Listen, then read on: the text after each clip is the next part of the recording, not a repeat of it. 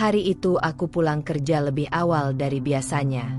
Jalanan macet, udara panas, dan kepalaku penuh dengan laporan-laporan kantor yang belum selesai. Aku hanya ingin cepat sampai rumah, mandi, lalu beristirahat. Begitu membuka pintu rumah, rasa lelahku sedikit mereda. Ada bau harum masakan dari dapur. Tanda Soleh sudah pulang duluan. Aku tersenyum tipis. Meski belakangan ini senyumku jarang muncul dengan tulus. Aku berjalan perlahan menuju kamar. Begitu membuka pintu, pandanganku langsung jatuh pada sebuah benda di atas meja rias. Botol parfum. Bentuknya ramping. Kacanya bening dengan tutup perak mengilap. Aku berdiri terpaku. Dada berdebar aneh. Itu bukan milikku. Aku hafal betul koleksi parfumnya. Jumlahnya tidak banyak. Hanya 2 botol yang kubeli beberapa tahun lalu. Parfum ini asing bagiku. Tanganku refleks meraih botol itu. Aromanya langsung menusuk hidung. Wangi bunga yang manis. Terlalu muda. Terlalu genit. Bukan tipeku sama sekali. Aku meletakkannya kembali. Jari-jariku bergetar. Satu pertanyaan besar menyeruak di kepalaku. Milik siapa? Aku duduk di tepi ranjang, memandang sekeliling kamar. Sprei masih rapi, lemari tertutup rapat, tidak ada tanda-tanda aneh lainnya. Tapi keberadaan parfum itu cukup membuat pikiranku berkecamuk. Sejak kapan ada di sini? Kenapa bisa muncul di kamar tidurku? Kamar yang seharusnya hanya aku dan Soleh yang tahu setiap sudutnya? Soleh. Nama itu langsung terlintas. Aku menelan ludah. Beberapa bulan terakhir, sikapnya memang berubah. Ia sering pulang lebih larut. Alasannya selalu pekerjaan. Kadang ponselnya berbunyi. Lalu ia pergi keluar rumah untuk menerima telepon. Aku sempat menepis curiga. Berusaha berpikir positif. Aku tidak ingin mengotori hatiku dengan prasangka buruk. Tapi botol parfum ini seakan menamparku dengan kenyataan yang berbeda. Aku berdiri lagi, melangkah ke arah jendela. Dari luar terdengar suara anak-anak kecil berlari-lari, tetangga yang saling menyapa. Suasana sore itu biasa saja, tapi di dalam kamar ini, ada badai kecil yang mulai tumbuh di dadaku. Aku menutup mata sebentar, mencoba menenangkan diri. Aku tidak boleh gegabah. Menuduh tanpa bukti hanya akan memperburuk keadaan. Ketika aku sedang termenung, pintu kamar berderit terbuka. Soleh muncul, membawa kantong plastik berisi buah. "Kamu sudah pulang?" katanya, seolah terkejut melihatku di rumah lebih cepat. Aku mengangguk pelan. Mataku tanpa sadar melirik ke arah meja rias, memastikan botol parfum itu masih di sana. Soleh meletakkan kantong buah di meja lain, lalu sibuk membuka baju kerjanya. Gerakannya biasa saja, tenang, seakan tidak ada yang aneh. Aku menimbang, apakah aku harus langsung bertanya tentang parfum itu? Namun suaraku tercekat. Aku hanya bisa memperhatikan gerak-geriknya. Ada rasa ingin meledak, tapi juga takut mendengar jawabannya. Jadi aku memilih diam, menyembunyikan kegelisahanku di balik senyum tipis. Sore itu berlalu dengan hening. Aku tidak banyak bicara. Aku hanya mengamati, mencatat hal-hal kecil di kepalaku. Cara Soleh menghindari tatapan mataku, caranya menaruh ponsel di meja lalu cepat-cepat menutup layar, caranya menyibukkan diri dengan hal-hal sepele. Semua itu menambah daftar pertanyaan di kepalaku. Malam harinya, ketika Soleh sudah tertidur, aku kembali menatap botol parfum itu. Aku memungutnya sekali lagi. Kali ini lebih lama. Hatiku terasa berat. Parfum ini adalah awal dari sesuatu yang tidak ingin kuhadapi, tapi mungkin harus kuterima. Aku menyimpannya kembali, bukan untuk dilupakan, tapi sebagai pengingat bahwa ada rahasia yang sedang bersembunyi di balik dinding rumahku. Aku menarik napas panjang. Jika memang ada yang kau sembunyikan, Soleh, cepat atau lambat, aku akan tahu, bisikku pada diri sendiri. Aku lalu mematikan lampu, berbaring di sampingnya dengan hati yang tidak lagi tenang. Malam itu, aku menyadari satu hal, hidupku tidak akan lagi sama. Sejak malam ketika aku menemukan botol parfum asing itu, pikiranku tak pernah benar-benar tenang. Setiap kali aku menatap wajah Soleh, bayangan pertanyaan itu selalu muncul. Siapa pemilik parfum itu, dan kenapa bisa ada di kamar kami? Aku mencoba meyakinkan diri untuk tidak berpikir macam-macam, tapi semakin hari, semakin sulit untuk menepis kecurigaan yang terus merayap ke dalam benakku. Aku mulai memperhatikan kebiasaan Soleh lebih teliti dari sebelumnya. Dulu, ia selalu pulang kerja sekitar pukul 6 sore, lalu duduk bersamaku di ruang tamu sambil bercerita tentang pekerjaannya. Sekarang, ia sering datang jauh lebih larut, kadang setelah jam 9, bahkan lebih. Alasannya selalu sama, lembur, rapat mendadak, atau urusan kantor yang menumpuk. Yang membuatku semakin curiga adalah cara bicaranya yang berubah. Nada suaranya sering terdengar terburu-buru ketika aku menanyakan hal-hal sepele. Jika aku bertanya kenapa ia pulang terlambat, ia menjawab singkat, seolah-olah pertanyaanku mengganggunya. Dulu, Soleh selalu sabar, bahkan untuk hal-hal kecil. Sekarang, ia mudah tersinggung, mudah marah. Aku juga memperhatikan telepon genggamnya. Dulu, ia sering meninggalkannya begitu saja di meja, bahkan kadang lupa mengisi daya. Tapi belakangan ini, ponsel itu seakan menempel di tangannya. Jika ada pesan masuk, ia segera meraihnya, membacanya dengan cepat, lalu menaruhnya kembali dengan layar menghadap ke bawah. Aku beberapa kali mencoba melirik, tapi ia selalu waspada. Sikapnya terlalu hati-hati, seperti ada sesuatu yang disembunyikan. Pikiran-pikiran itu membuatku sulit tidur. Di kantor, aku sering melamun, menatap layar komputer tanpa benar-benar fokus. Aku takut membicarakan kecurigaanku pada orang lain. Takut dianggap terlalu berprasangka buruk pada suamiku sendiri. Tapi setiap perubahan kecil yang kutemukan pada dirinya, seolah menjadi potongan puzzle yang semakin jelas menunjukkan ada sesuatu yang tidak beres. Aku masih ingat betul satu sore ketika aku menunggu Soleh pulang. Waktu itu sudah lewat jam 8 malam, dan aku meneleponnya. Suaranya terdengar canggung di ujung sana. Katanya ia sedang rapat dengan klien.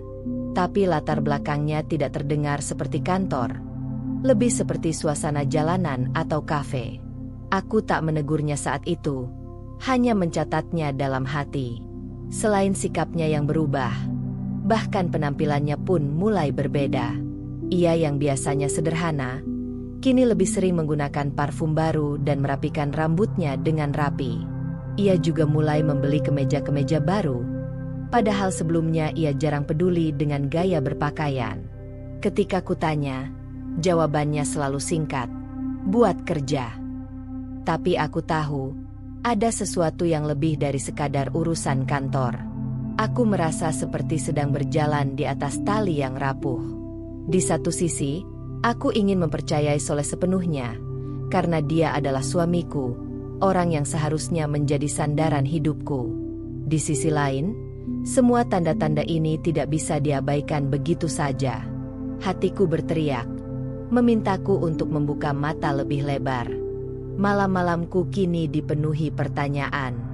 Aku sering terbangun di tengah malam, memandang wajah Soleh yang tertidur di sampingku.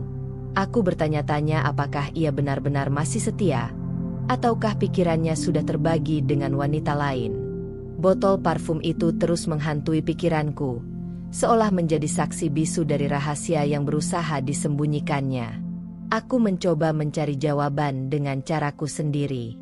Aku mulai memperhatikan jam tangannya, pakaian yang dipakainya, bahkan aroma tubuhnya ketika pulang.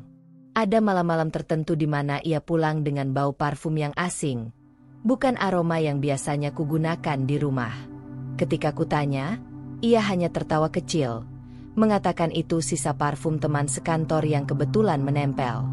Jawaban itu terdengar terlalu ringan, terlalu dibuat-buat. Semakin aku memperhatikan, Semakin aku merasa ada jarak di antara kami. Jarak yang tak terlihat, tapi nyata. Ia masih berbicara denganku, masih tersenyum, masih berusaha menjalani peran sebagai suami yang normal. Namun aku tahu, sesuatu telah berubah. Ada rahasia yang ia jaga erat-erat, dan aku semakin yakin rahasia itu berhubungan dengan botol parfum yang kutemukan. Kecurigaan itu kini seperti duri yang menancap di dadaku. Aku tidak bisa mencabutnya, dan setiap kali aku mencoba mengabaikannya, rasa sakitnya justru semakin terasa. Aku tahu, cepat atau lambat, aku harus menemukan kebenaran. Tapi untuk saat ini, aku hanya bisa menyimpan semua pengamatan itu dalam hati, menunggu saat yang tepat untuk membuka tabir yang mulai menggelapkan rumah tanggaku. Malam itu, sebelum tidur, aku kembali menatap langit-langit kamar. Aku berbisik pada diriku sendiri. Aku harus kuat. Jika memang ada yang disembunyikan Soleh, aku akan menemukannya. Aku tidak boleh dibutakan oleh cinta. Dengan tekad itu, aku memejamkan mata, meski dalam hati, badai kecurigaan semakin tak terkendali. Pagi itu aku bangun lebih awal dari biasanya.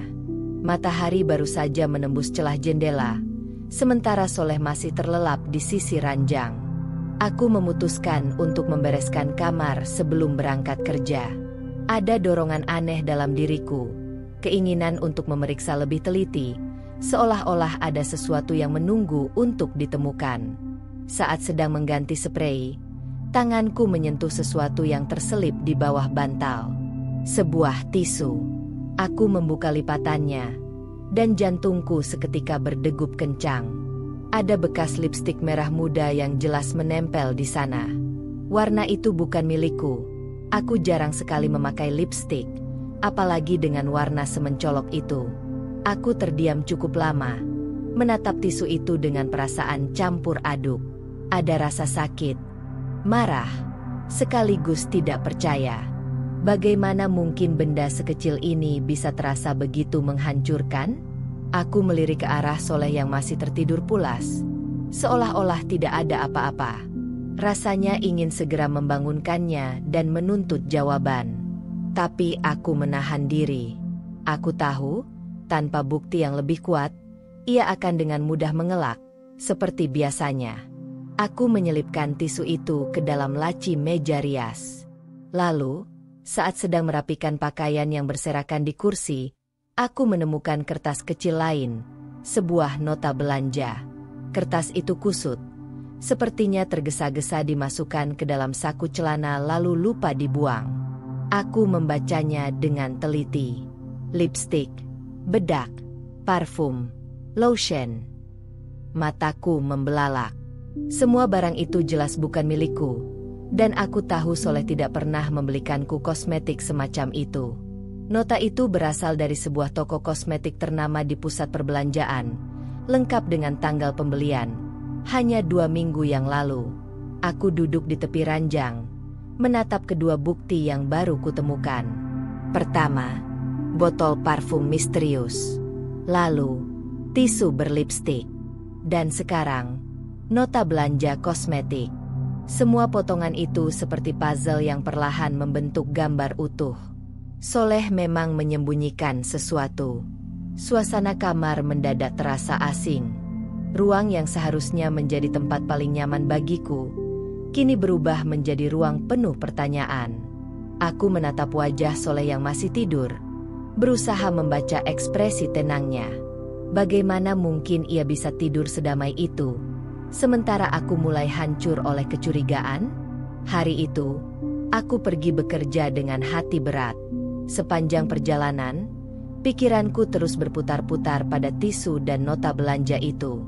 Aku bahkan nyaris salah menekan tombol lift di kantorku. Teman-teman sekerja menyapaku, tapi aku hanya membalas dengan senyum tipis. Tidak ada yang tahu betapa pikiranku dipenuhi badai. Di sela jam kerja, aku sempat mengeluarkan tisu dan nota itu dari tas, lalu menatapnya lama-lama. Rasanya seperti memegang bukti pengkhianatan yang nyata, meski masih belum lengkap. Aku ingin menangis, tapi ku tahan. Aku tidak ingin orang lain tahu apa yang sedang terjadi di rumah tanggaku. Sore harinya, ketika aku pulang, aku mencoba bersikap normal di hadapan Soleh. Ia menyambutku dengan senyum tipis, menanyakan bagaimana hariku. Aku menjawab singkat, lalu masuk ke kamar untuk berganti pakaian. Sementara itu, dalam hati aku sudah membuat keputusan. Aku harus lebih berhati-hati, lebih teliti. Aku tidak boleh terburu-buru mengungkapkan kecurigaanku. Jika memang ada sesuatu, maka aku akan mengungkapkannya dengan cara yang tidak bisa dibantah. Malam itu, saat Soleh sibuk dengan ponselnya, aku duduk di tepi ranjang dengan pikiran yang penuh strategi. Aku tahu, bukti kecil seperti tisu dan nota ini mungkin akan dianggap remeh olehnya. Ia bisa saja berkata bahwa tisu itu bekas orang lain, atau nota itu salah masuk ke sakunya. Aku harus mencari sesuatu yang lebih besar, bukti yang tak terbantahkan. Namun, meski berusaha tenang, hatiku terasa sesak. Aku merasa dikhianati meski belum ada pengakuan langsung darinya. Setiap tatapannya, setiap senyum yang ia berikan, kini terasa palsu. Aku ingin bertanya, siapa wanita itu? Tapi bibirku terkunci. Aku hanya bisa menyimpannya di dalam hati, menunggu waktu yang tepat untuk mengungkap semua kebohongan ini. Sebelum tidur, aku membuka laci meja rias, memastikan tisu dan nota itu masih ada di sana. Keduanya kutaruh rapi dalam sebuah amplop kecil. Amplop itu kini menjadi rahasiaku, sesuatu yang akan kujaga baik-baik sampai tiba saatnya digunakan. Aku menatap langit-langit kamar sekali lagi, sama seperti malam sebelumnya. Tapi kali ini, perasaan curigaku semakin kuat, lebih menusuk daripada sebelumnya.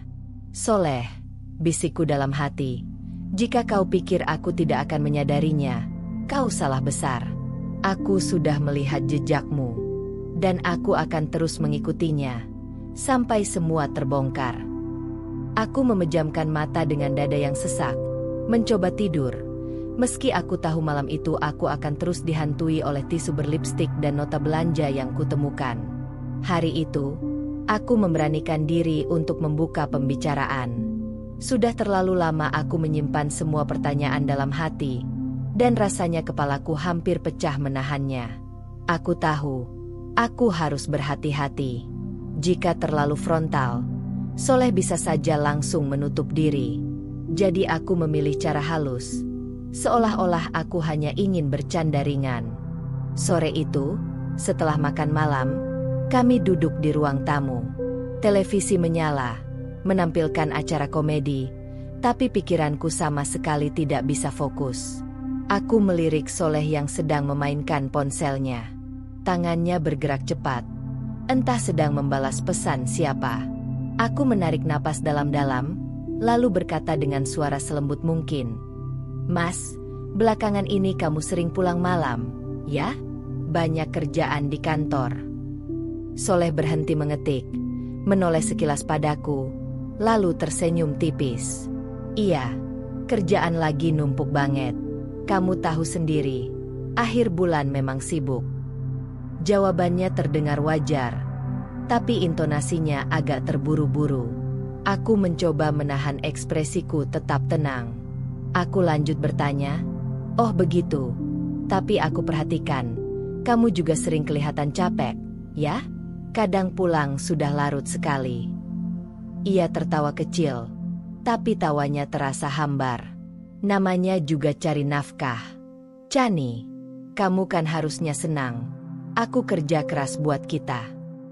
Aku mengangguk pelan, mencoba menyembunyikan kekecewaan yang mulai terasa. Aku tahu, jawaban seperti itu adalah tameng. Aku lalu mengalihkan pembicaraan sedikit, mencoba masuk ke inti yang lebih sensitif.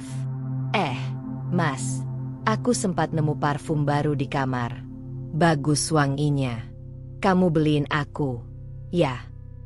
Soleh terdiam sejenak, wajahnya sedikit tegang, lalu tertawa kaku. "Oh itu? Itu punya temen kantor. Dia nitip. Soalnya aku kemarin sekalian belanja. Kayaknya salah taruh di kamar." Nanti aku balikin. Aku memiringkan kepala, berpura-pura heran. Teman kantor perempuan. Iya, perempuan. Kan biasa. Chani, kerja bareng. Nggak usah mikir yang aneh-aneh. Katanya cepat. Suaranya terdengar lebih keras dari sebelumnya. Hatiku tercekat. Jawaban itu terdengar seperti alasan yang dipaksakan. Aku menahan diri agar tidak langsung bereaksi.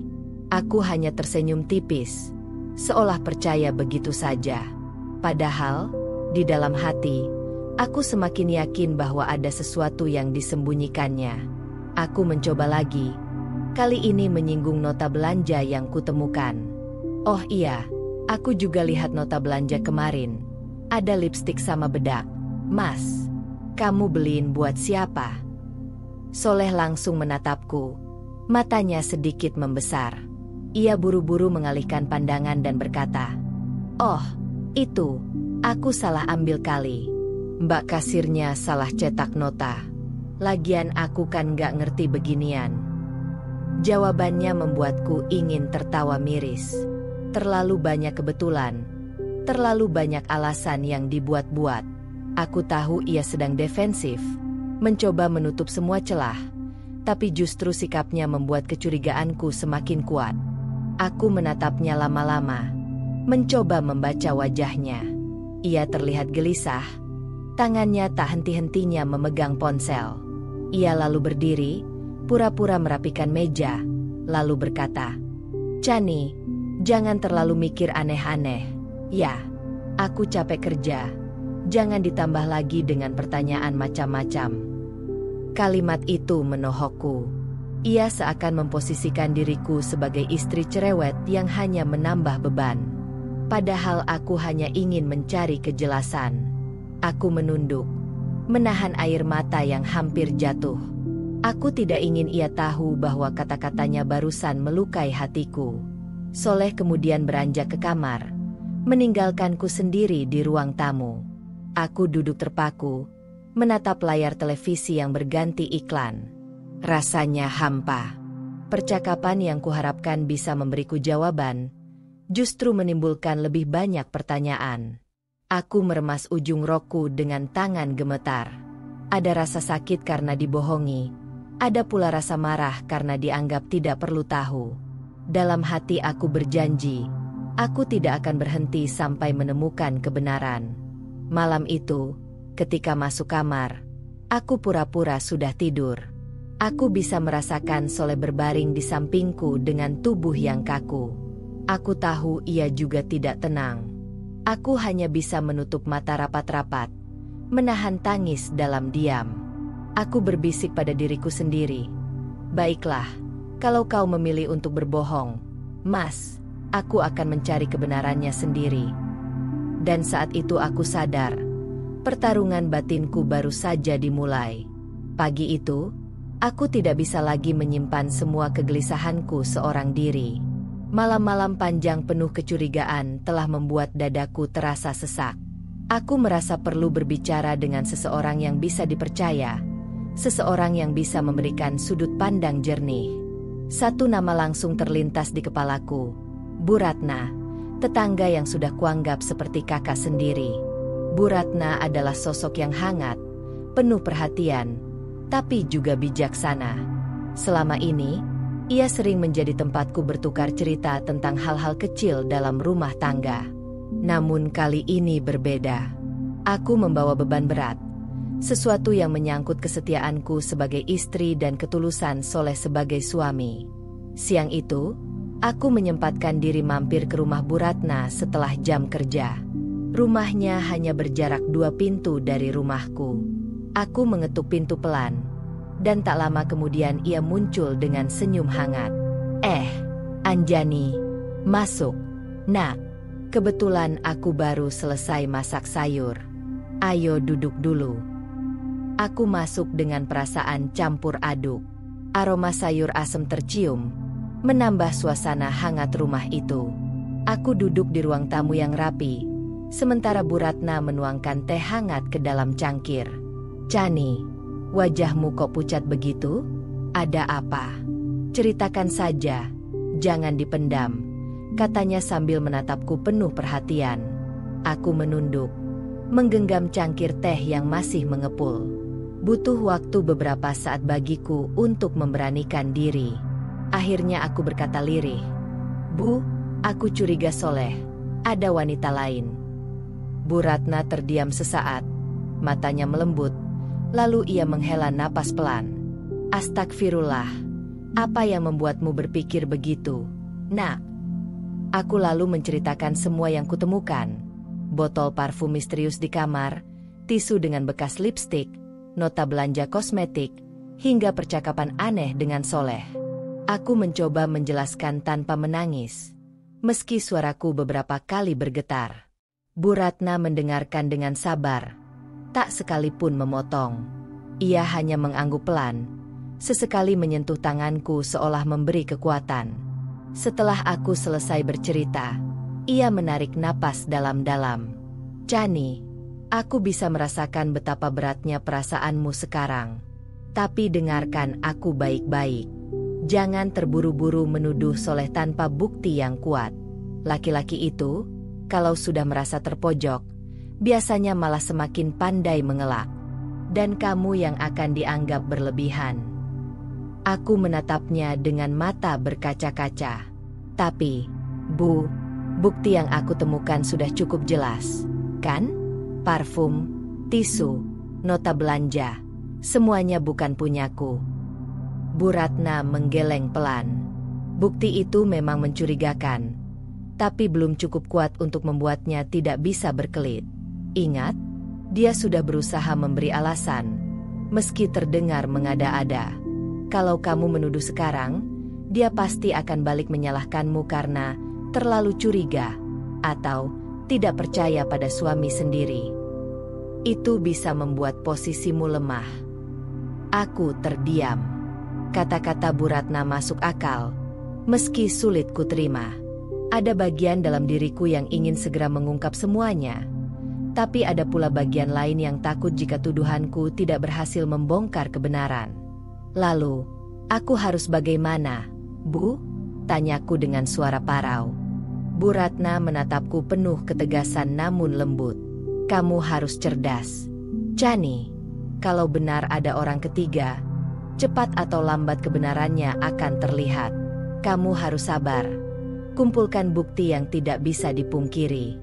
Jangan hanya mengandalkan dugaan. Ikuti gerak-geriknya. Perhatikan setiap perubahan.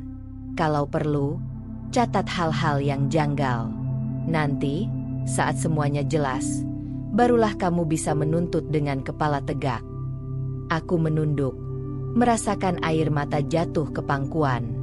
"Aku lelah, Bu. Rasanya seperti rumahku sendiri tidak lagi aman. Setiap kali menatap wajahnya, aku hanya melihat kebohongan." Bu Ratna mengusap pundakku pelan. "Aku tahu kamu lelah, tapi kamu juga kuat. Chani, jangan biarkan emosimu menguasai. Ingat, kamu harus tetap tegas, tapi juga tenang. Kalau memang benar Soleh berselingkuh, maka biarlah kebenaran itu yang menelanjangi dia sendiri. Kamu hanya perlu bersiap." Aku menatapnya, merasa sedikit lebih tenang. Kata-katanya seperti air yang menyejukkan. Ada logika dan kebijaksanaan di dalamnya, meski hatiku masih terasa sakit. Sebelum aku pulang, Bu Ratna menggenggam tanganku erat. "Kalau kamu butuh tempat bercerita, pintuku selalu terbuka. Jangan ragu datang.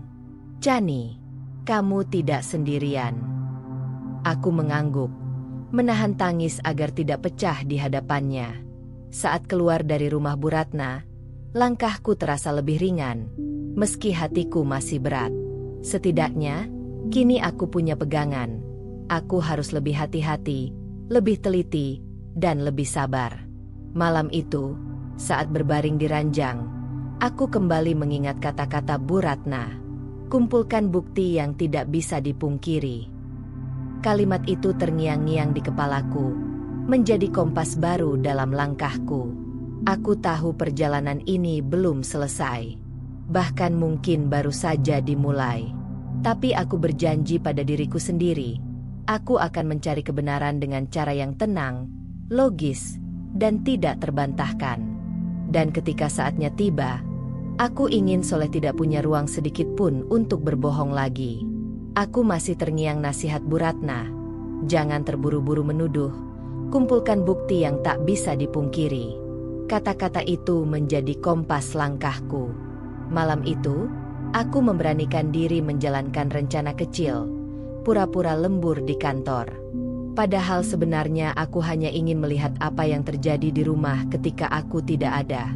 Sekitar pukul 8 malam, aku keluar dari kantor lebih awal dari biasanya. Langkahku terasa berat, campuran antara gugup dan penasaran. Perjalanan pulang kulalui dengan hati-hati. Aku bahkan mematikan lampu motorku beberapa meter sebelum tiba di gang rumah agar kedatanganku tidak terlalu mencolok. Saat mendekati rumah, aku berhenti di balik pohon mangga di depan rumah tetangga. Dari situ aku bisa melihat jelas halaman rumahku sendiri. Lampu ruang tamu menyala redup, dan aku bisa melihat bayangan bergerak di dalam. Aku menahan napas, mencoba memastikan. Beberapa menit kemudian, suara pintu pagar terdengar pelan. Aku menajamkan pandangan. Seorang perempuan masuk, langkahnya hati-hati, seolah takut ada yang melihat. Aku berusaha menahan degup jantungku yang semakin kencang. Rambut panjangnya, tubuh rampingnya, cara jalannya, semua itu bukan asing bagiku. Aku pernah melihat perempuan itu sebelumnya. Maya. Nama itu langsung muncul di kepalaku, meski aku belum pernah berinteraksi langsung dengannya. Aku mengenalnya dari cerita samar-samar tetangga, perempuan berusia 20-an akhir yang sering terlihat di sekitar lingkungan, tapi tidak banyak bicara. Ada gosip tipis yang pernah kudengar bahwa Maya bekerja di butik dan punya sifat agak genit. Kini, sosok itu berdiri di depan mataku, masuk ke rumahku sendiri dengan langkah penuh keyakinan. Aku merasakan tubuhku bergetar, bukan karena dingin, tapi karena marah bercampur ngeri. Hatiku berteriak ingin segera masuk dan mengusirnya saat itu juga. Tapi aku ingat pesan Bu Ratna, jangan gegabah. Aku hanya bisa menatap dari kejauhan, menahan diri sekuat tenaga. Maya masuk dengan cepat, menutup pintu pelan. Tidak ada suara lain, hanya hening yang terasa menusuk. Aku melihat bayangan Soleh muncul di ruang tamu, menyambutnya. Dari jarak ini aku tak bisa mendengar jelas, tapi aku tahu mereka berbicara dengan suara rendah. Aku menutup mulut dengan tangan, takut emosiku meledak. Di satu sisi, aku ingin segera masuk dan membongkar perselingkuhan itu. Di sisi lain, aku tahu aku belum punya bukti nyata. Hanya mataku yang melihat, tanpa rekaman, tanpa saksi. Soleh pasti akan dengan mudah mengelak kalau aku langsung menuduh. Aku menunggu di balik pohon. Waktu terasa berjalan sangat lambat. 15 menit, 20 menit, hingga hampir setengah jam mereka tetap di dalam. Dari sela gorden yang tidak tertutup rapat, aku melihat Maya tertawa kecil. Hatiku serasa diremas. Itu rumahku, ruang tamuku, tempat aku dan Soleh seharusnya berbagi kehidupan. Kini ada perempuan lain yang duduk di sana seolah-olah ia yang berhak. Aku menggigit bibirku sampai hampir berdarah. Air mata menetes tanpa bisa kutahan. Rasanya tidak adil. Tapi aku tidak boleh kalah oleh emosi sekarang. Aku harus tetap berpikir jernih. Sekitar pukul 9 malam, Maya akhirnya keluar. Ia melangkah pelan, menutup pintu dengan hati-hati, lalu membuka pagar dan menghilang ke arah jalan besar. Soleh tidak ikut mengantar, hanya berdiri sebentar di depan pintu sebelum kembali masuk. Aku tetap menunggu beberapa menit, memastikan situasi benar-benar sepi. Setelah yakin, aku berjalan pelan menuju rumah, berusaha agar langkahku terdengar seperti orang pulang dari lembur. Kunci kuselipkan di pintu dengan tangan gemetar. Lalu aku masuk seolah-olah tidak terjadi apa-apa. Soleh tampak sedikit kaget melihatku datang. Ia menoleh cepat dari sofa, lalu tersenyum kaku. "Loh, kok udah pulang?" katanya lembur. Aku berusaha tersenyum tipis. "Iya, ternyata selesai lebih cepat." "Oh, baguslah. Aku kira kamu pulang larut lagi," katanya sambil merapikan ponsel di tangannya. Gerak-geriknya terlihat canggung. Aku hanya mengangguk dan berlalu ke kamar, menahan tangis agar tidak pecah. Hatiku berteriak, tapi bibirku terkatup rapat. Malam itu aku hanya duduk di tepi ranjang, menatap kosong ke arah lemari. Aku baru saja menyaksikan dengan mata kepala sendiri bahwa Maya datang ke rumahku, bertemu dengan suamiku. Meski aku belum memegang bukti berupa foto atau video, kenyataan itu sudah cukup menghancurkan. Namun, aku juga tahu aku harus bersabar. Aku harus menunggu waktu yang tepat untuk mengungkap semuanya dengan cara yang tak bisa disangkal. Aku berbaring, menutup mata, tapi tubuhku gemetar. Suara pintu pagar yang tadi terbuka dan tertutup masih terngiang jelas. Bayangan Maya, sosok asing yang kini menodai rumah tanggaku, terus menghantui pikiranku. Aku berbisik pada diriku sendiri. "Baiklah, kalau memang kamu berani masuk rumahku, Maya, maka aku akan berani pula mengusirmu. Tapi bukan sekarang. Aku akan pastikan semua orang melihat wajah aslimu." Dan malam itu, aku tahu, pertempuranku bukan hanya dengan kebohongan Soleh, tapi juga dengan bayangan seorang perempuan bernama Maya yang kini resmi menjadi musuhku. Sejak malam aku melihat Maya datang diam-diam ke rumah, suasana hatiku tak pernah sama lagi. Aku berusaha menjalani hari-hari seperti biasa, tapi rasanya semua sudah berubah. Dan yang paling jelas adalah sikap Soleh. Ia semakin dingin. Jika dulu, meskipun tidak selalu hangat, ia setidaknya masih berusaha bercakap-cakap denganku tentang pekerjaan atau hal-hal kecil. Kini, setiap kali aku mencoba membuka percakapan, jawabannya singkat, kadang hanya gumaman. Seolah keberadaanku tidak lagi penting. Pagi itu, aku menyiapkan sarapan seperti biasa. Nasi goreng, telur dadar, dan teh hangat. Saat Soleh duduk di meja makan, aku berkata pelan, "Mas, aku masak nasi goreng kesukaanmu." Ia hanya mengangguk tanpa senyum. Suaranya datar ketika berkata, "Iya, makasih." Aku menatapnya, mencari sekilas kehangatan di wajahnya, tapi yang kutemukan hanya tatapan kosong. Ia makan dengan cepat, lalu segera beranjak. Tidak ada percakapan. Tidak ada tanya kabar, hanya kesunyian yang menggantung di antara kami. Hari demi hari, sikap itu semakin terasa. Pulangnya makin larut, alasannya selalu sama, pekerjaan menumpuk. Jika aku mencoba bertanya, ia langsung defensif. Pernah suatu malam, aku memberanikan diri berkata, "Mas, akhir-akhir ini kita jarang sekali bicara. Ada yang salah?" "Ya." Soleh meletakkan ponselnya dengan kasar di meja. "Chani, kamu jangan mulai lagi. Aku capek kerja. Jangan ditambah dengan omongan yang bikin ribet." Kata-kata itu menghantamku seperti batu. Aku tercekat, menahan diri agar tidak menangis di depannya. Aku hanya mengangguk kecil, pura-pura mengerti, padahal hatiku remuk. Sejak saat itu, aku makin menyadari rumah tanggaku sedang retak. Dulu, rumah ini penuh dengan suara tawa kecil, obrolan ringan tentang rencana masa depan. Kini, yang tersisa hanya kesunyian yang mencekam.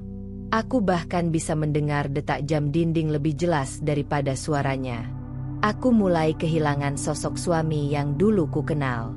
Tatapannya dingin, ucapannya singkat, tubuhnya sering menghindar dari sentuhanku. Jika aku mencoba meraih tangannya, ia pura-pura sibuk atau beranjak meninggalkan ruangan. Aku merasa asing di rumahku sendiri. Malam-malamku menjadi semakin panjang. Aku sering berbaring menatap langit-langit kamar, mendengar napas Soleh yang teratur di sampingku, tapi hatiku merasa jauh sekali darinya. Ia seperti orang lain, Bukan lagi pasangan yang pernah kupercayai sepenuh hati. Ada rasa sakit yang sulit diungkapkan. Setiap tatapannya yang dingin membuatku merasa tak berharga. Setiap jarak yang ia ciptakan membuatku merasa sendirian. Aku mulai bertanya pada diriku sendiri, apakah cinta bisa hilang secepat itu? Ataukah memang cinta itu sudah lama terkikis? Dan aku baru menyadarinya sekarang? Suatu malam, saat aku hendak mencuci pakaian, aku menemukan kemeja soleh yang beraroma wangi asing. Bukan wangi parfumnya yang biasa, melainkan wangi feminin yang samar-samar ku kenal.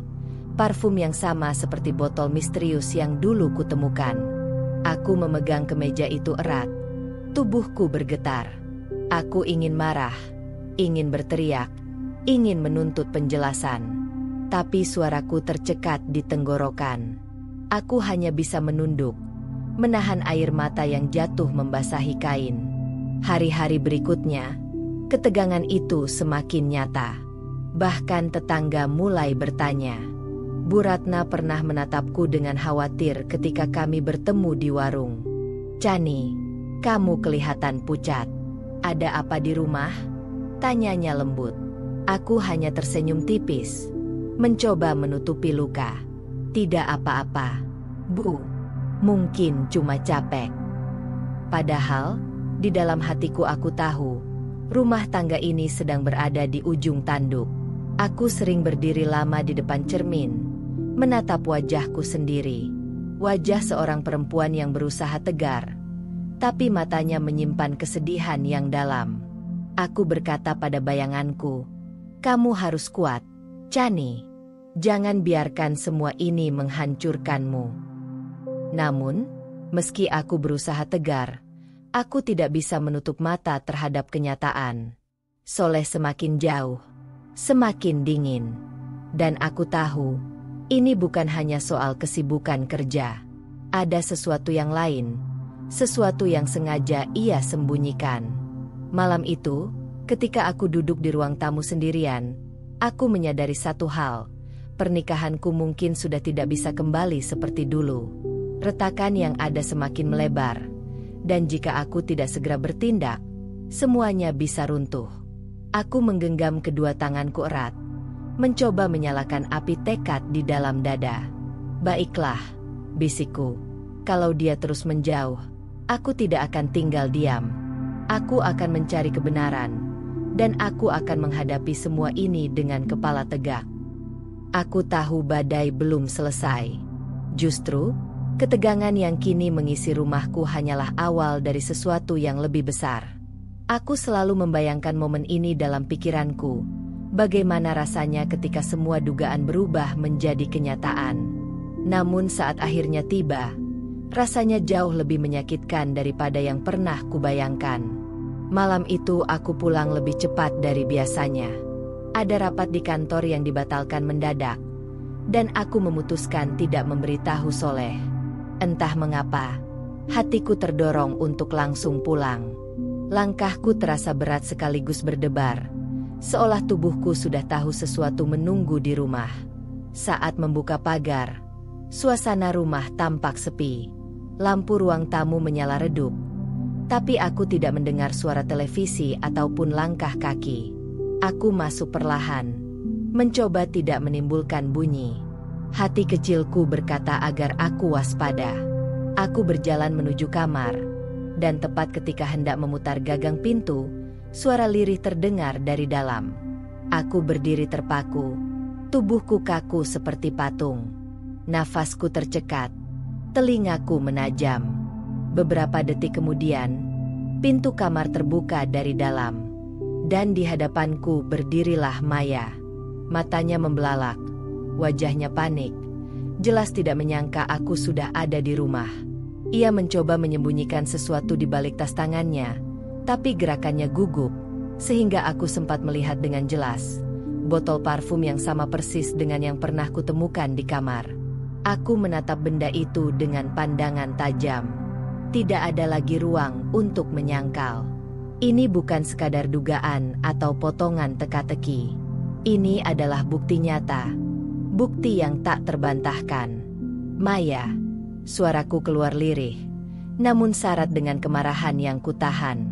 Apa yang kamu lakukan di kamar saya? Wajahnya pucat, bibirnya bergetar.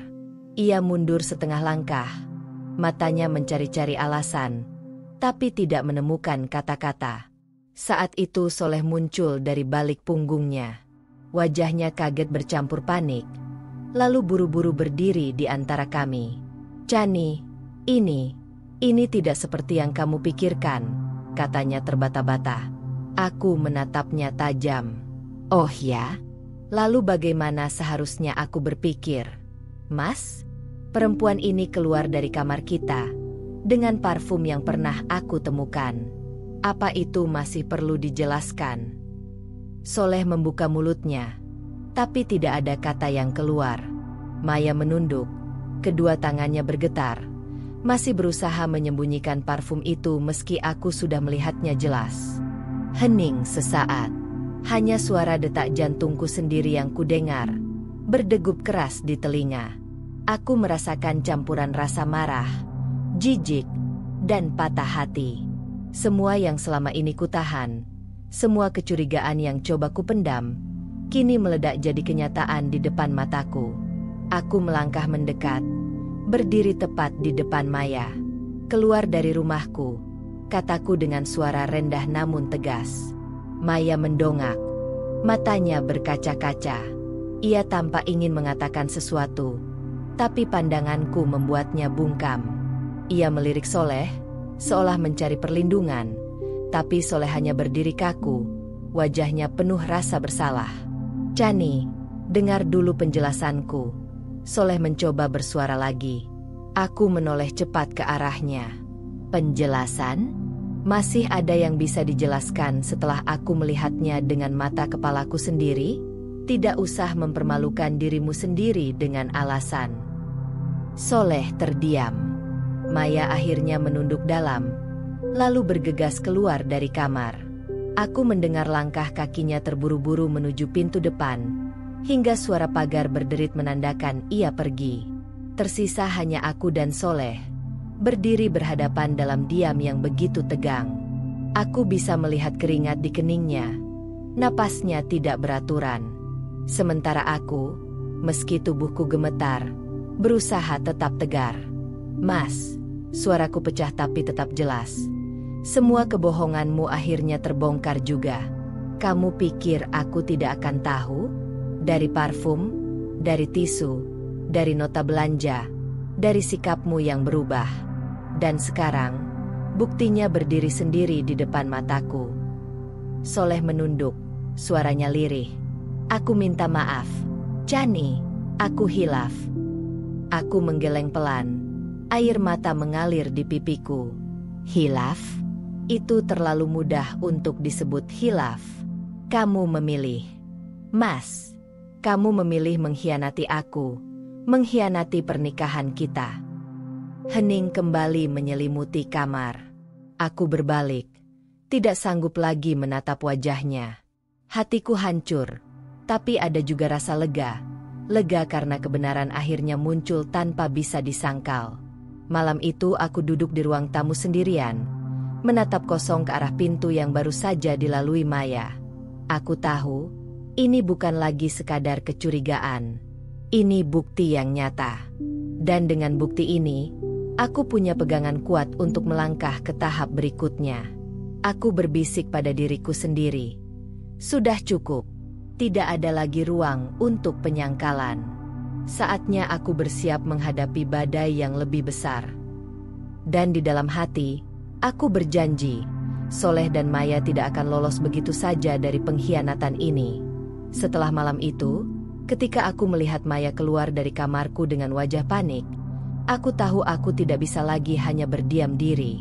Luka yang mereka tinggalkan sudah terlalu dalam, dan aku tidak ingin hanya menjadi korban. Aku harus melawan dengan caraku sendiri. Namun aku juga sadar, melawan tidak bisa dilakukan dengan emosi semata. Aku butuh strategi. Aku butuh keberanian. Dan yang terpenting, aku butuh saksi. Aku tidak ingin perselingkuhan ini hanya berhenti sebagai cerita yang ia sangkal, Aku ingin seluruh kebenaran ini terbongkar di depan mata orang banyak. Karena itu, aku kembali mengetuk pintu rumah Bu Ratna. Seperti biasa, ia menyambutku dengan hangat, tapi kali ini wajahku tidak bisa menyembunyikan luka yang dalam. Aku duduk di ruang tamunya dengan tubuh lemas, lalu menceritakan apa yang kulihat dengan mata kepalaku sendiri. Maya yang keluar dari kamar, Soleh yang berdiri panik, dan botol parfum yang terbukti memang milik perempuan itu. Bu Ratna mendengarkan tanpa terputus. Tatapannya penuh keprihatinan. Saat aku selesai bercerita, ia menarik napas panjang, lalu menatapku lekat. "Chani, aku tahu ini sakit sekali untukmu, tapi kamu kuat. Dan kalau kamu benar-benar ingin mengakhirinya, kamu tidak boleh berhenti sampai di sini. Apa yang kamu butuhkan sekarang adalah cara agar Soleh dan Maya tidak bisa lagi berbohong, bahkan di depan orang lain." Aku mengangguk pelan. Air mataku kembali menetes. "Itu yang aku pikirkan, Bu. Aku ingin semua orang tahu siapa Soleh sebenarnya. Aku ingin dia dipermalukan bersama Maya. Tapi, bagaimana caranya?" Bu Ratna berpikir sejenak, lalu berkata dengan suara tegas, "Kita buat jebakan." Aku menatapnya dengan mata membesar. "Jebakan?" "Iya," jawabnya mantap. "Kamu sudah tahu pola mereka, kan? Maya sering datang diam-diam ke rumahmu. Itu kebiasaan yang bisa kita manfaatkan. Kita pasang situasi yang membuat mereka lengah, lalu kita undang saksi, terutama Pak RW. Kalau sudah begitu, mereka tidak bisa lagi berkelit. Semua warga akan tahu kebenarannya." Aku menelan ludah. Ide itu terdengar berani sekaligus menakutkan. "Tapi, Bu, bagaimana kalau mereka curiga lebih dulu?" Bu Ratna tersenyum tipis. Matanya tajam. "Disitulah kita harus cerdas. Kamu pura-pura pergi lagi. Mungkin bilang ada lembur atau kegiatan luar rumah. Lalu aku dan beberapa warga akan berjaga di sekitar. Begitu Maya masuk, kita tangkap basah. Tidak ada jalan keluar lagi bagi mereka." Aku terdiam, membayangkan adegan itu dalam kepalaku. Bayangan Maya tertangkap basah di depan warga membuat hatiku bergetar, antara takut dan lega. Aku tahu ini tidak mudah, tapi aku juga tahu inilah satu-satunya jalan agar kebenaran benar-benar terungkap. "Bu, aku takut kalau Soleh marah besar," aku berbisik. Suaraku nyaris hilang. Bu Ratna meraih tanganku erat. "Chani, kamu tidak sendirian. Aku ada di pihakmu. Dan percayalah, warga juga tidak akan tinggal diam melihat seorang perempuan dihancurkan seperti ini. Soleh yang salah, bukan kamu." Aku mengusap air mataku, mencoba mengumpulkan keberanian. "Baiklah, Bu, kita lakukan. Aku siap menjebak mereka." Malam itu, kami menyusun rencana dengan hati-hati. Bu Ratna mengusulkan agar aku pura-pura menghadiri rapat kantor di akhir pekan, waktu yang biasanya membuat Soleh merasa lebih bebas. Aku akan pamit dengan tenang, seolah tidak ada yang mencurigakan. Sementara itu, Bu Ratna akan menghubungi Pak RW, menceritakan situasi yang sebenarnya agar ia bersedia menjadi saksi. Kalau Pak RW sudah ada, gampang melibatkan warga lain. Dia tokoh yang disegani. Semua orang akan percaya padanya, kata Bu Ratna mantap. Aku mengangguk, mulai merasakan sedikit api semangat di dalam diriku. Jadi, begitu Maya masuk rumah, kita langsung tangkap basah. "Betul," jawab Bu Ratna. "Kita tidak perlu kasar, cukup hadir sebagai saksi. Begitu terbongkar, biarkan warga yang menilai. Percayalah, mereka akan dipermalukan oleh kebodohan dan keberanian mereka sendiri." Aku terdiam sejenak, lalu tersenyum pahit. Selama ini aku hanya menangis diam-diam. Sekarang, saatnya aku bangkit. Kalau mereka berani merusak rumah tanggaku, maka aku juga berani mempermalukan mereka di depan mata semua orang. Bu Ratna menepuk bahuku. Itu semangat yang aku tunggu. Chani, ingat, bukan kamu yang bersalah. Jadi jangan pernah merasa rendah diri. Kamu hanya sedang membela kehormatanmu. Malam itu aku pulang dengan hati yang berbeda. Meski masih ada rasa sakit, ada juga kekuatan baru yang tumbuh. Untuk pertama kalinya sejak pengkhianatan ini terbongkar, aku merasa punya kendali. Aku tidak lagi hanya korban. Aku adalah seseorang yang sedang menyusun langkah untuk membalas dengan cara yang cerdas. Di kamar, aku menatap wajah Soleh yang sudah tidur.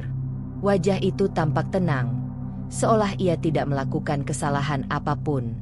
Tapi aku tahu, ketenangan itu sebentar lagi akan hancur. Karena sebentar lagi, semua kebohongan yang ia sembunyikan akan disaksikan orang banyak. Aku berbisik pada diriku sendiri sebelum memejamkan mata. Bersiaplah, Soleh. Bersiaplah. Maya, kalian pikir aku lemah. Tapi sebentar lagi, seluruh warga akan melihat siapa sebenarnya kalian berdua. Sejak rencana jebakan disusun bersama Bu Ratna, pikiranku tidak pernah benar-benar tenang. Setiap malam, sebelum tidur, aku memikirkan setiap detail. Bagaimana caranya agar Soleh dan Maya benar-benar terperangkap, bagaimana agar aku tidak tampak gegabah, dan bagaimana memastikan warga melihat semua dengan jelas. Aku tahu, sekali aku melangkah, tidak ada lagi jalan untuk mundur. Malam itu, aku duduk di ruang tamu dengan secangkir teh yang mulai dingin. Di hadapanku terbentang sebuah buku catatan kecil. Aku menuliskan rencana demi rencana, mencoba menata ulang semua langkah agar tidak ada yang terlewat. Rasanya seperti sedang menyusun strategi perang. Hanya saja kali ini medan perangnya adalah rumahku sendiri. Langkah pertama, rekaman. Aku tahu kata-kata sering bisa diputar-balikan, tapi rekaman tidak bisa berbohong. Aku sudah menyiapkan ponsel lamaku yang masih bisa berfungsi dengan baik. Aku letakkan di sudut kamar, tersembunyi di balik vas bunga yang jarang tersentuh. Kamera dan mikrofon kubiarkan menyala, siap merekam siapapun yang masuk ke kamar ketika aku tidak ada di rumah. Langkah kedua, saksi. Bu Ratna sudah berjanji akan menghubungi Pak RW. Aku tahu, keberadaannya sangat penting. Suaranya berwibawa, dan setiap kata yang ia ucapkan punya bobot di mata warga.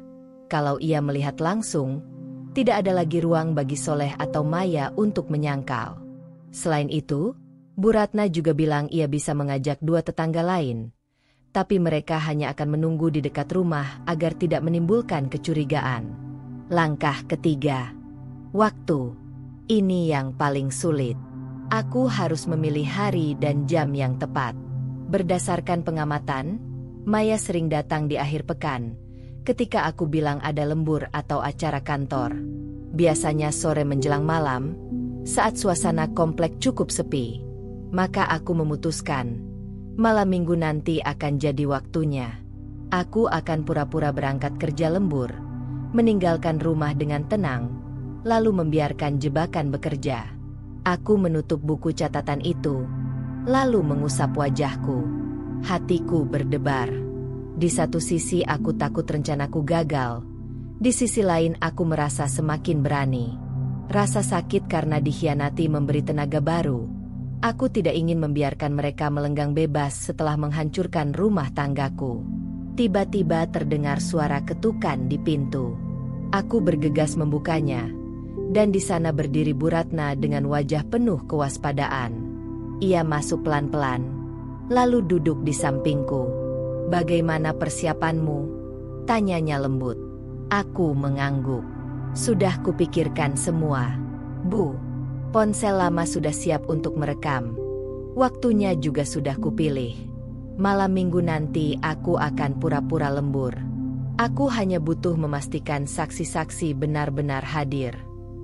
Bu Ratna tersenyum tipis, menepuk bahuku. "Tenang, Chani. Aku sudah bicara dengan Pak RW. Dia setuju untuk datang, bahkan mendukung penuh rencanamu. Dia juga bilang akan ikut memastikan semuanya berjalan tertib. Jadi kamu tidak perlu khawatir.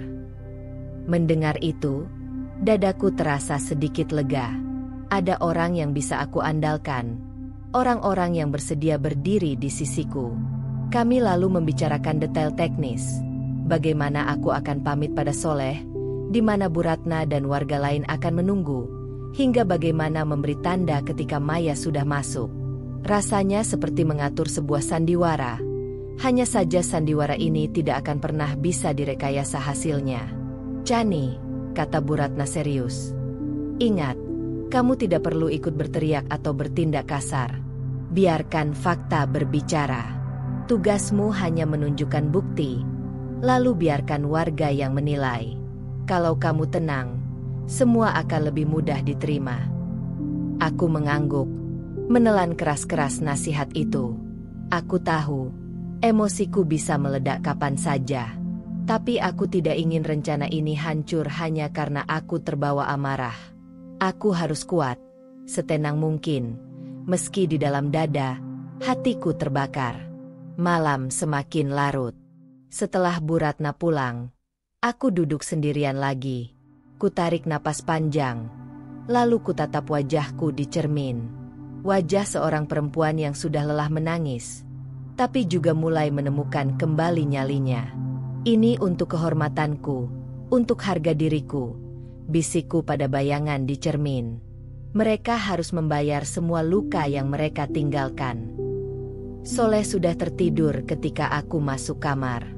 Aku memandanginya sebentar, bertanya-tanya dalam hati, bagaimana mungkin ia bisa tidur dengan tenang setelah semua pengkhianatan itu? Namun aku tidak ingin lagi mencari jawaban. Sebentar lagi, semua akan terbongkar. Aku berbaring di sampingnya, memejamkan mata, sambil mengulang dalam hati semua rencana yang sudah kususun. Aku tahu malam minggu nanti akan menjadi malam yang panjang. Malam di mana rumahku akan berubah menjadi panggung kebenaran. Malam di mana kebohongan Soleh dan Maya akan runtuh di depan mata orang banyak. Dan aku siap. Pagi itu, aku bangun lebih awal dari biasanya. Jantungku berdebar kencang, campuran antara gugup dan tegang. Hari yang kutunggu-tunggu akhirnya tiba. Malam ini, semua persiapan yang kami susun bersama Bu Ratna akan diuji. Aku harus tetap tenang, tidak terbawa emosi, meski setiap detik terasa seperti menunggu ledakan bom. Aku menyiapkan diri seakan-akan akan pergi ke kantor. Tas kerja sudah diambil, pakaian rapi, dan wajahku tampak biasa-biasa saja. Sebelum meninggalkan rumah, aku memastikan ponsel lama yang digunakan untuk merekam berada di posisi yang tepat, tersembunyi di balik vas bunga di sudut kamar. Kamera dan mikrofon menyala, siap menangkap setiap gerak-gerik di dalam rumah. Saat aku berpamitan, Soleh hanya mengangguk singkat. Ia tampak santai, seperti tidak ada yang terjadi. Aku menahan napas, pura-pura tersenyum. "Aku berangkat dulu ya, Mas. Ada lembur di kantor," kataku pelan. "Iya, hati-hati," jawabnya. Nada suaranya datar, seperti biasanya. Aku keluar dari rumah dengan langkah ringan, menutup pagar perlahan. Hati kecilku berteriak penuh semangat. Sekarang saatnya, Chani. Sekarang saatnya semua kebohongan terbongkar. Di balik rumah, aku melihat Bu Ratna dan dua tetangga lain sudah menunggu, siap menjadi saksi. Mereka menatapku dengan senyum penuh dukungan, memberi keberanian tambahan. Aku mengangguk kecil, lalu menyingkir sebentar agar mereka bisa mengamati tanpa terlihat mencurigakan. Beberapa menit kemudian, suara kendaraan di jalan besar terdengar. Aku tahu itu adalah langkah pertama dari rencana. Maya akan datang. Sesuai pola, ia biasanya datang sore hari, berpura-pura tidak ingin ketahuan. Hatinya jelas ingin masuk diam-diam, dan itulah yang akan menjadi kelemahannya. Tepat seperti yang kuharapkan, beberapa menit kemudian terdengar suara langkah ringan di depan pagar. Aku menahan napas, menempelkan tubuh di balik pohon mangga. Sosok Maya muncul, membawa tas tangannya, berjalan hati-hati, Matanya terus mengintai ke sekeliling. Aku tersenyum tipis dalam hati. Ia masuk ke halaman rumah dengan penuh percaya diri, tapi tidak sadar bahwa setiap gerakannya terekam. Setiap kata-kata yang mungkin terucap akan menjadi bukti. Tidak lama kemudian, Soleh keluar dari kamar, tanpa kebingungan melihat Maya. Tapi ia juga terperangkap. Tidak tahu apa yang menunggu. Aku menahan napas, menatap mereka dari jauh, menyadari bahwa semua elemen sudah berada di posisi sempurna. Rekaman aktif, saksi siap, dan suasana rumah mendukung. Maya bergerak cepat menuju ruang tamu, tampak menenangkan diri. Soleh mengikuti, menatapnya dengan campuran rasa bersalah dan panik. Aku bisa melihat dari jarak jauh, tapi itu sudah cukup. Gerak-gerik mereka jelas menandakan ada sesuatu yang disembunyikan. Bu Ratna memberi isyarat kecil, dan kedua tetangga lain segera bersiap di titik pengamatan. Mereka tidak terlihat oleh Soleh dan Maya, tapi bisa menyaksikan semuanya. Aku menelan ludah, merasakan napasku semakin cepat.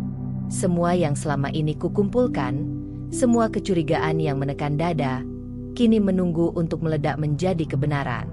Aku menutup mata sejenak, menenangkan diri. Tenang, Chani, bisikku dalam hati. Biarkan fakta berbicara. Biarkan mereka membongkar diri sendiri. Tak lama kemudian, suara percakapan rendah terdengar dari ruang tamu. Aku tidak bisa mendengar kata-katanya jelas dari luar, tapi dari intonasi dan bahasa tubuh mereka, jelas ada kegelisahan. Maya menatap Soleh dengan cemas, dan Soleh tampak tidak mampu berkata apa-apa. Aku tahu, setiap detik berikutnya adalah kunci. Rekaman di sudut kamar akan menangkap percakapan itu. Setiap gerak mereka akan menjadi bukti yang tidak bisa dipungkiri. Dan saksi-saksi yang menunggu akan melihat langsung, memastikan bahwa kebenaran tidak bisa disangkal lagi. Waktu terasa berjalan lambat. Aku menahan napas, menempelkan tubuh di balik pohon sambil sesekali mengintip. Mata mereka yang panik dan cemas membuat hatiku berdegup lebih kencang. Ini bukan sekadar rencana yang berhasil. Ini adalah momen di mana seluruh kebohongan akhirnya menabrak kenyataan. Beberapa menit kemudian, Maya mencoba mengambil botol parfum dari meja. Soleh menatapnya dengan cemas. Semua gerakan itu terekam jelas. Aku merasakan adrenalin mengalir deras di seluruh tubuhku. Semua rencana yang aku susun, semua persiapan yang kami lakukan, kini berbuah hasil. Mereka telah masuk perangkap. Aku menelan ludah lagi, berbisik pada diri sendiri. Sekarang, Chani, biarkan kebenaran berbicara. Hanya beberapa menit lagi, dan semuanya akan terlihat. Rekaman yang membuktikan perselingkuhan, saksi yang melihat langsung, dan kebohongan yang tidak bisa disangkal. Malam itu, rumahku bukan lagi sekadar tempat tinggal. Ini menjadi panggung kebenaran. Dan aku siap menghadapi semua akibatnya. Malam itu, detak jantungku seakan menyaingi bunyi jam dinding. Semua persiapan sudah lengkap. Saksi-saksi sudah hadir. Rekaman ponsel lama sudah merekam. Dan aku hanya perlu memastikan bahwa jebakan berjalan sempurna. Aku pura-pura kembali dari kantor. Langkahku ringan. Wajahku tampak biasa. Saat memasuki rumah, aku memberi isyarat kecil kepada Bu Ratna yang sudah menunggu di ruang tamu. Ia membalas dengan anggukan. Pak RW, yang sebelumnya bersembunyi di halaman depan, kini duduk santai di ruang tamu, menunggu saat yang tepat. Dua tetangga lain juga sudah bersiap, siap menjadi saksi langsung. Aku membuka suara pelan. Mas, aku sudah pulang. Soleh menoleh, wajahnya kaget, lalu segera tersenyum canggung.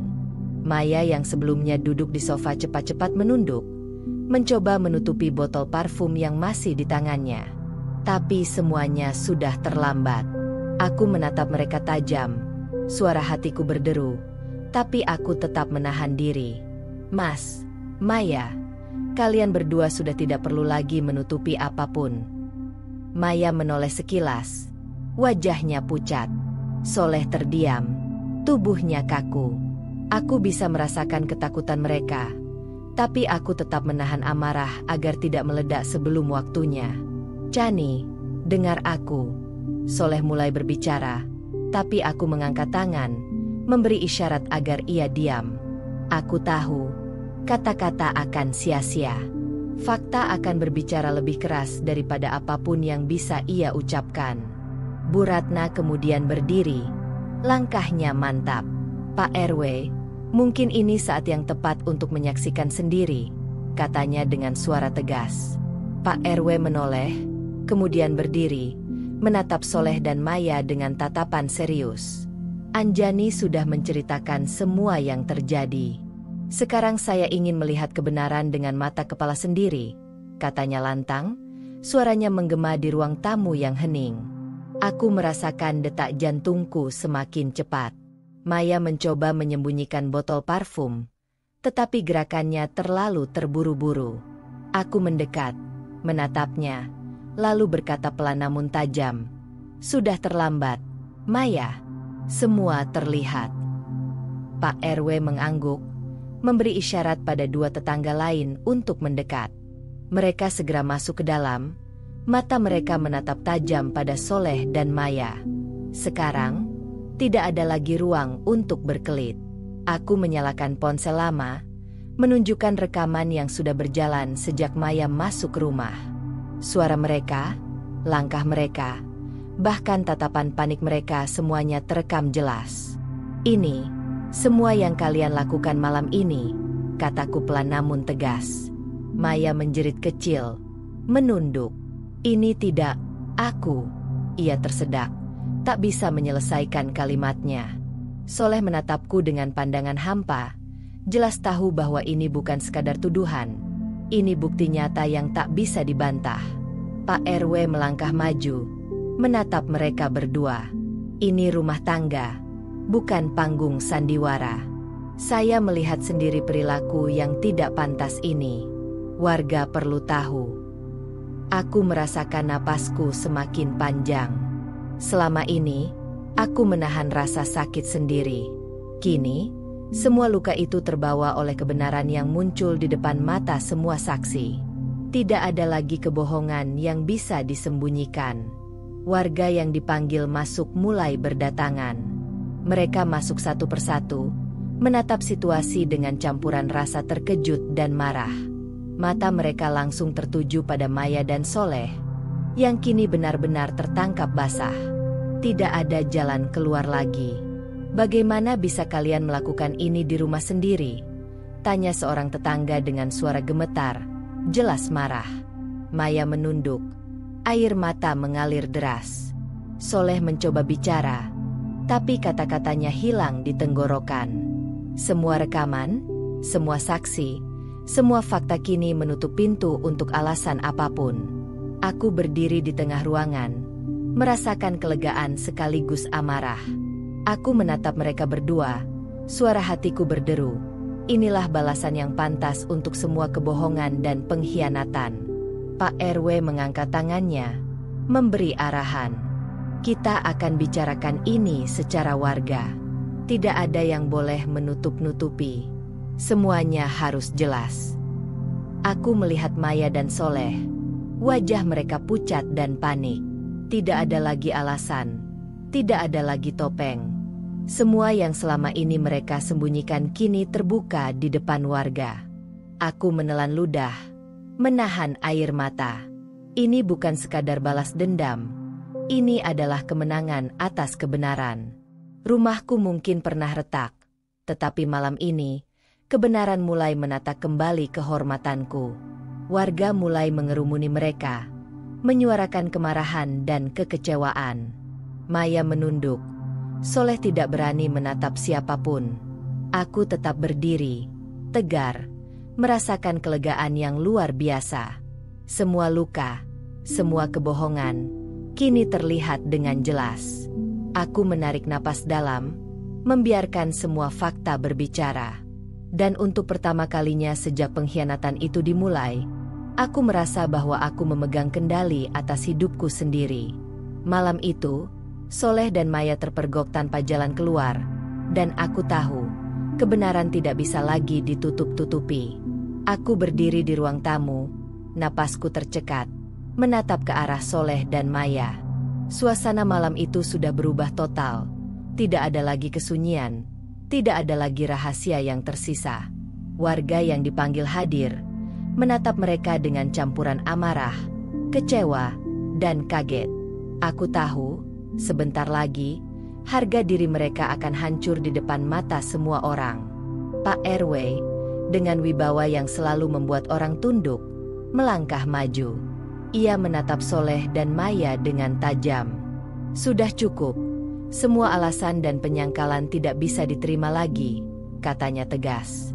Kalian berdua telah menghancurkan rumah tangga seorang perempuan di depan mata warga. Kini saatnya kalian menghadapi konsekuensi dari tindakan kalian. Maya menunduk, matanya berkaca-kaca. Soleh berdiri kaku, jelas tidak tahu apa yang harus dilakukan. Tubuhnya gemetar, wajahnya memucat. Aku menahan napas, merasakan adrenalin dan kepuasan bercampur. Ini saat yang kutunggu-tunggu, momen di mana kebenaran tidak bisa lagi disangkal, dan mereka harus menanggung malu di hadapan banyak orang. Pak RW mengangkat tangannya, memberi isyarat pada beberapa warga yang sudah menunggu di luar. Sekarang, kita usir perempuan ini dari lingkungan kita. Tidak ada yang boleh menutupi kesalahan. Semuanya harus melihat dan menyadari bahwa tindakan seperti ini tidak akan ditoleransi. Maya menjerit kecil, mencoba menangkis, tapi beberapa tetangga segera maju dan menuntunnya keluar. Tubuhnya gemetar, dan wajahnya pucat pasi. Setiap langkahnya menuju gerbang rumah terasa seperti penghakiman publik. Aku menatapnya, menahan diri agar tidak tersenyum terlalu lebar, karena yang kurasakan bukan sekadar kemenangan, tapi juga kelegaan atas keadilan yang akhirnya ditegakkan. Soleh berdiri di belakangnya. Wajahnya merah padam karena malu. Ia mencoba berbicara, tapi suaranya tercekat. "Chani, tolong," katanya lirih. Mencoba menatapku, tapi aku tidak menanggapi. Tidak ada kata yang pantas untuknya saat ini. Semua kebohongan dan pengkhianatan yang ia lakukan sudah terbuka, dan malam ini, harga dirinya hancur di depan warga.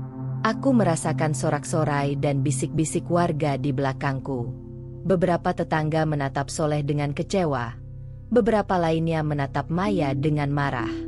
Aku tidak pernah menyangka bahwa rasa sakit dan pengkhianatan yang kubawa selama ini bisa diubah menjadi momentum keadilan yang begitu nyata. Pak RW memimpin warga keluar dari halaman, mendampingi Maya hingga ke pagar.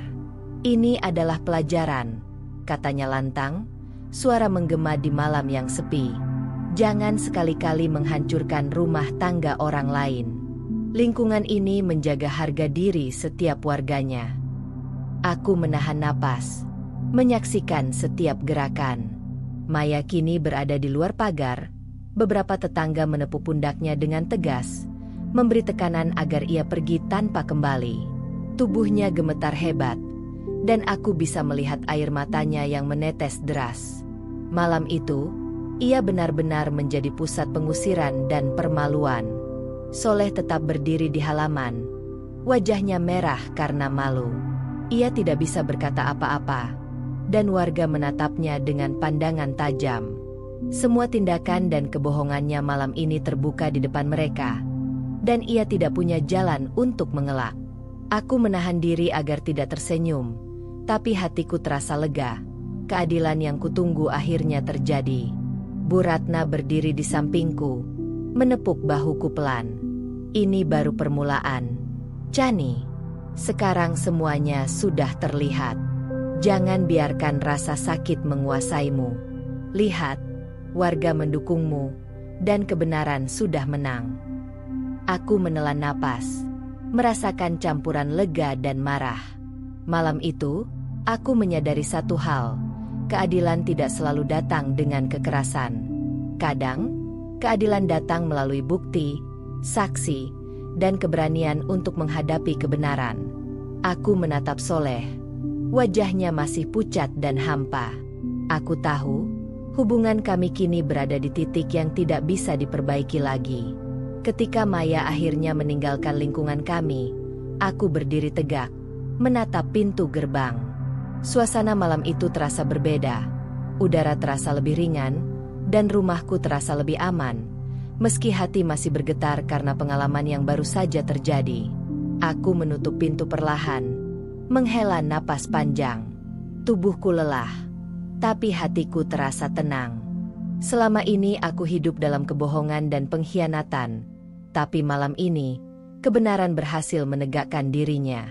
Aku berbisik pada diriku sendiri.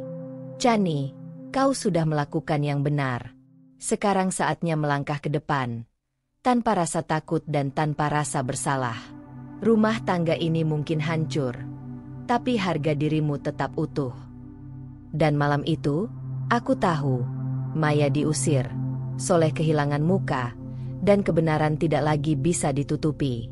Semua warga menyaksikan sendiri, dan aku berdiri tegak, sebagai wanita yang tidak lagi menjadi korban, tetapi sebagai sosok yang menegakkan kehormatan dan harga dirinya.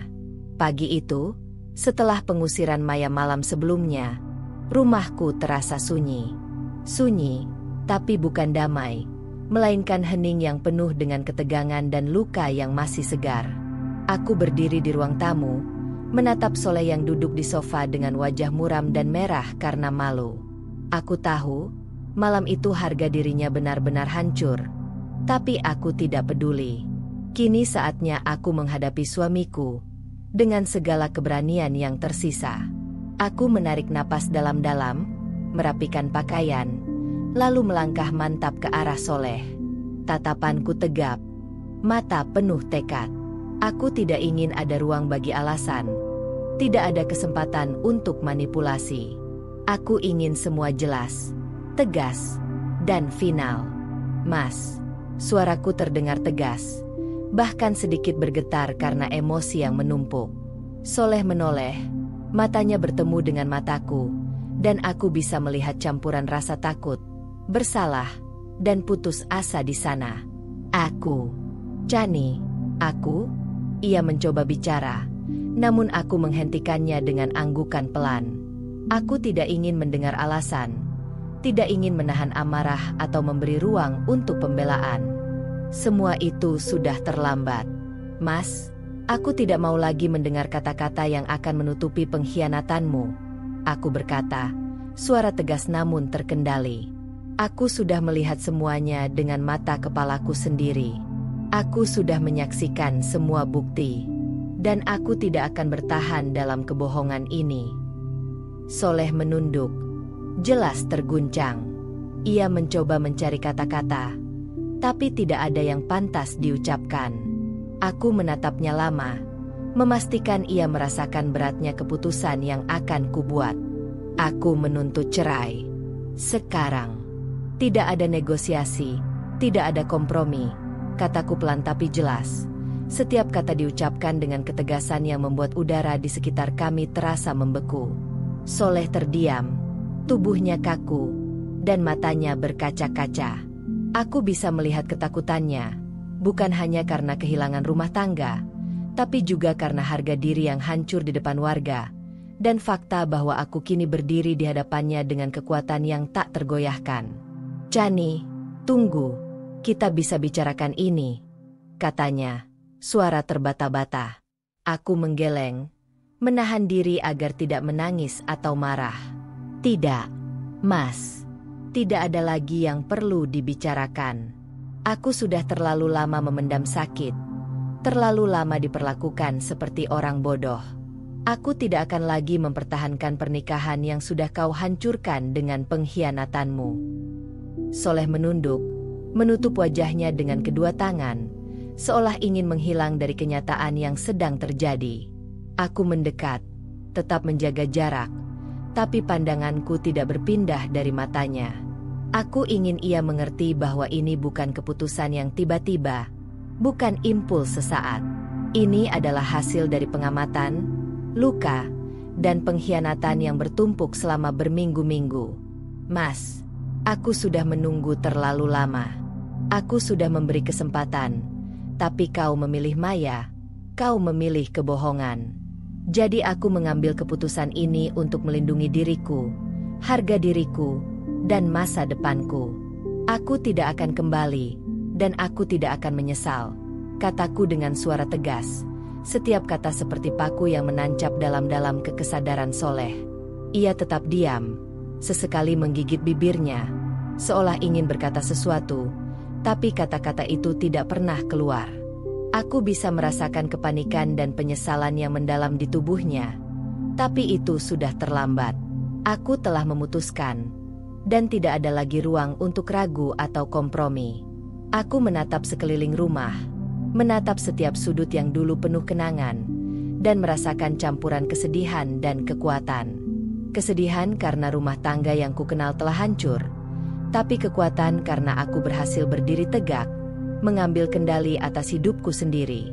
Ini berakhir di sini, Mas.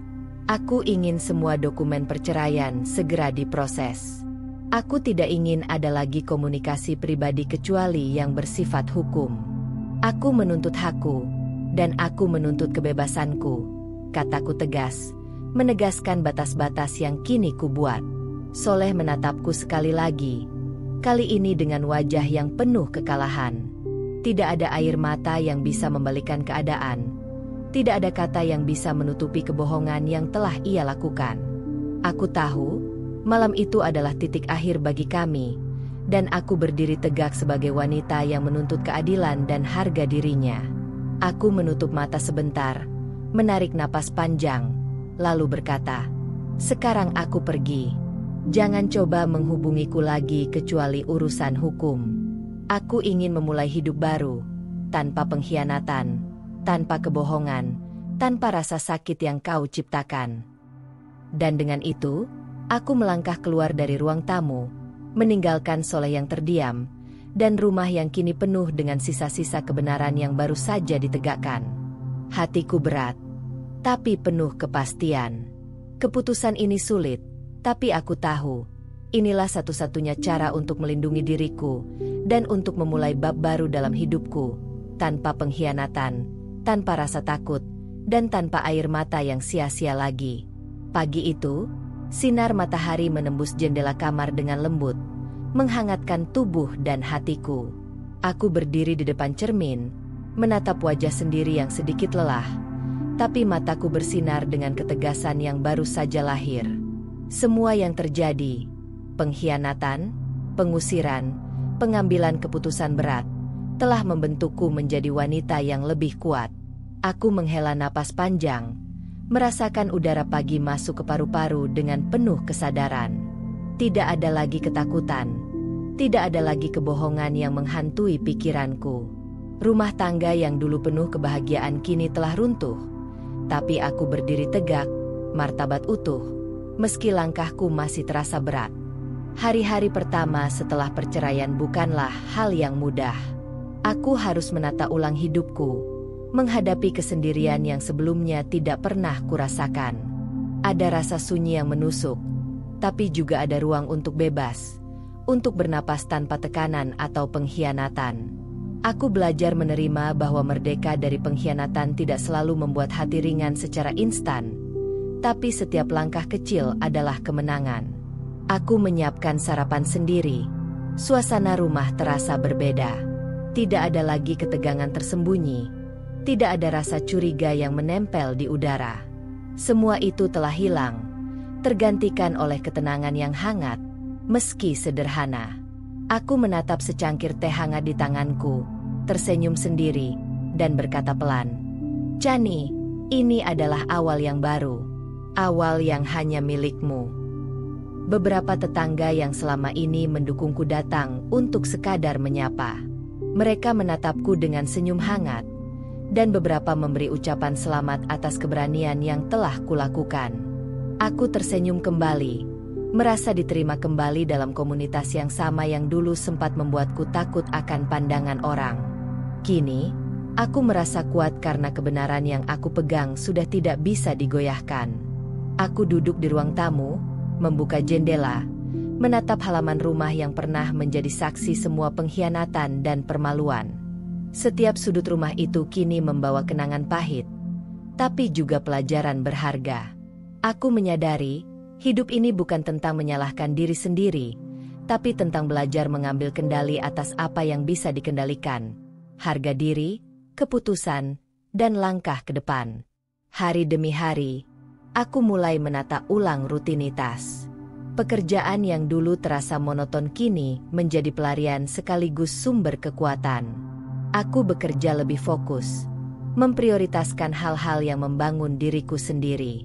Aku juga mulai menulis jurnal, mencatat setiap emosi, setiap kemajuan, dan setiap pelajaran yang kudapat. Menulis memberiku ruang untuk merenung, memahami luka, dan merencanakan langkah selanjutnya tanpa harus terperangkap dalam amarah atau kesedihan. Meski begitu, ada rasa sepi yang tidak bisa kusembunyikan. Tidur sendirian terasa hampa, dan kadang aku merindukan kehangatan yang pernah ada, meski itu dibalut pengkhianatan. Namun aku menyadari, rasa sepi ini adalah harga dari kebebasan. Dan untuk pertama kalinya, aku merasakan bahwa merdeka tidak selalu mudah, tapi selalu berharga. Aku juga mulai membuka diri pada teman-teman lama yang mendukungku. Mereka menjadi bagian dari kehidupan baruku, pengingat bahwa aku tidak sendirian, meski kini menempuh jalan yang harus kulalui sendiri. Aku belajar menerima bantuan dan dukungan tanpa merasa lemah, karena aku tahu, kekuatan bukan berarti harus menanggung semuanya sendiri. Suatu sore, aku duduk di teras, memandang langit yang mulai jingga oleh senja. Angin sepau-sepau menyapu wajahku, dan aku tersenyum sendiri. Aku sadar bahwa hidup baru ini bukan tentang membalas dendam, bukan tentang mengingat luka lama, tapi tentang melanjutkan langkah dengan kepala tegak, hati tegar, dan martabat yang tidak ternodai. Aku menutup mata, menghela napas panjang, dan merasakan ketenangan yang baru. Chani, aku berbisik pada diriku sendiri. Ini awal yang baru. Kau bebas, kau kuat, dan kau akan menjalani hidup ini dengan cara yang hanya pantas untukmu. Hari itu, aku melangkah keluar rumah untuk pertama kalinya tanpa beban. Setiap langkah terasa ringan, meski hati masih menahan jejak luka yang pernah ada. Namun aku tahu, luka itu bukanlah penghalang, melainkan pengingat bahwa aku bertahan, aku bertumbuh, dan aku layak untuk bahagia.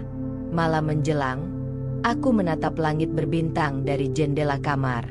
Semesta tampak luas, seakan memberi ruang tak terbatas bagi hidup baru yang akan kutempuh.